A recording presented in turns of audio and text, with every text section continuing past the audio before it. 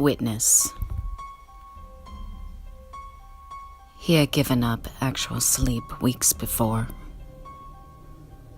When he closed his eyes, it was not rest he received, nor even the comfortable unreality of dreams. There was another place that he existed, a dismal, haunted place where no sane soul was meant to tread.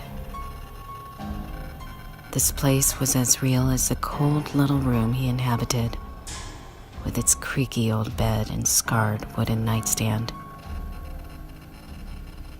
Even as this other world repelled and terrified him, he was drawn to it in the hope of seeing the girl again. He pushed back the one sheet that had survived his thrashing and stood. A desperate and sick man looked back at him from the mirror on the wall. Short brown hair slicked back with sweat, wild eyes, and pallid skin. Bones pushed against his skin, giving him the appearance of someone engaged in starvation. He couldn't recall the last meal he had eaten. His appetite was touchy, destroyed at the least provocation. Lance's own reflection depressed him, a reminder that his life had become the girl and her plight. He lay back down, his fear only a passing interest compared to what waited for him on the other side of sleep. Somewhere, she waited. It always began the same way. Lying down, he would wait for sleep to claim him. How many times before he learned that it would not come? Never, it seemed. Sleep would attempt to collect its rightful victim. But just as Lance would slip away into the warm, safe between that is not sleep or wakefulness, he would hear the girl's gasp. Opening his eyes, he would find himself in another place, a witness to her terror. It shocked him to open his eyes, expecting to see the same old white ceiling, so familiar in its plainness, and instead see the striking figure of the girl.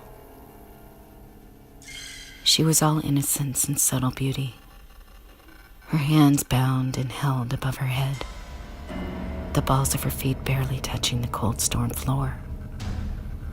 She did not stir, not a muscle twitched with a discomfort or a toe arched to escape the cold. So perfectly still was she that she could have been dead, except for her eyes. Their warmth reached across the room to where Lance sat, making his face feel hot and his heart beat rapidly. Her eyes asked the same question of him that they always did. Why? Lance never answered. His tongue was as bound as her hands, and even if he were able to speak, he did not know the answer. His body ignored all commands to get up and free her, though he could see no restraints binding him. It was as if his body were cut off from his brain. Commands were issued, but never received. Something was lost in the translation, and Lance was powerless to save her from the horror that would be joining them all too soon. So he watched and waited. The scene remained the same as the times before. The girl, bound and held hostage, Lance as witness, forever watching and never doing. The room was unchanged, perfect in its dreariness. It was cold and damp, smelling only of mold and rot. Gray stone walls and floor, lacking any windows or doors. The only illumination came from rows of candles set back into the walls. They gave off no heat. Long, dancing shadows formed and disappeared where they should have been nothing. No other features decorated the smooth blankness of the room. All very dull so as not to take any attention away from the spectacle.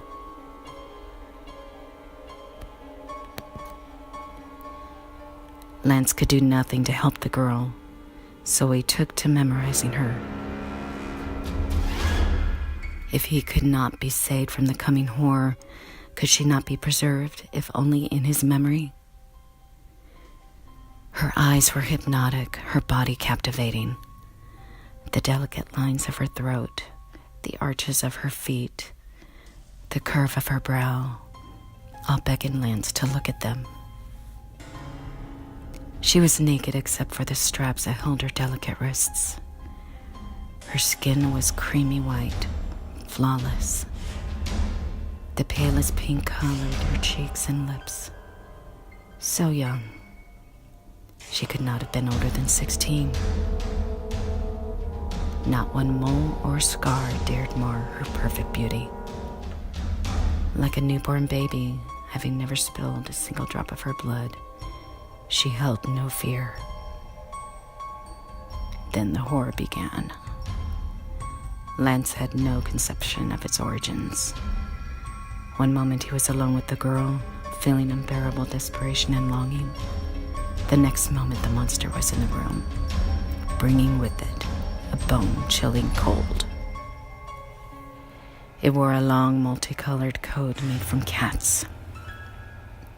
Calicos, Siamese, tabbies, all sewn together haphazardly with black, white, and orange cats, big cats and small, long-haired and short.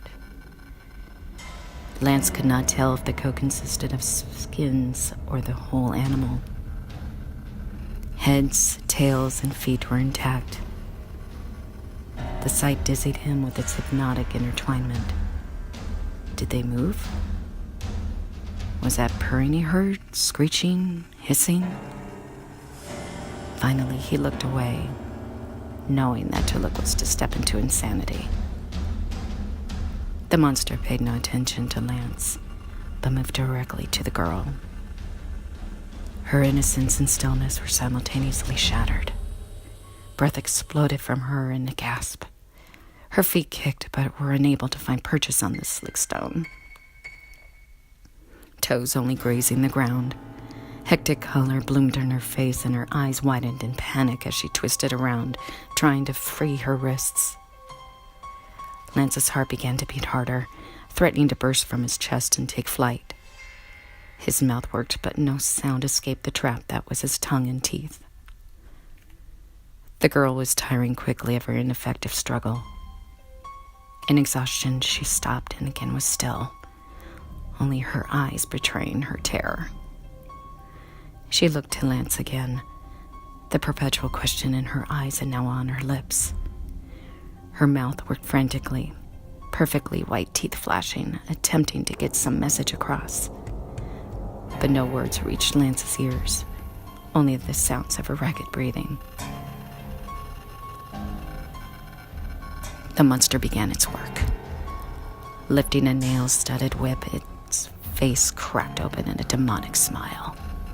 The whip fell, landing hard on the girl's beautiful white skin.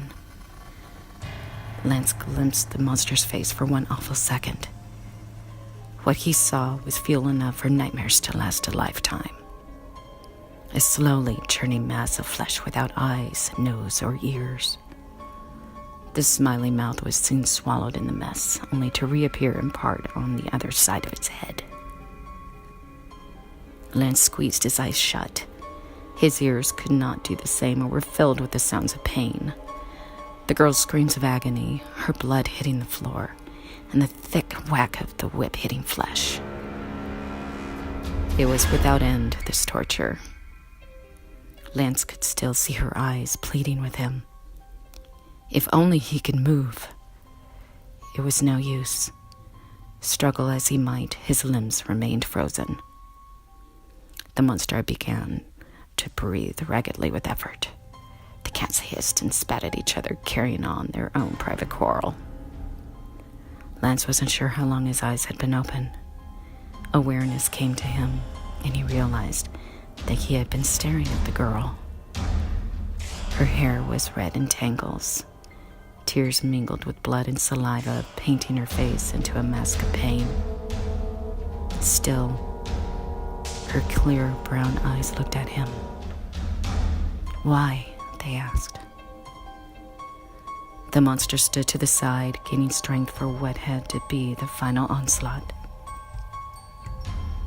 Unable to take more, Lance threw up and opened his eyes to see the familiar white ceiling of his room.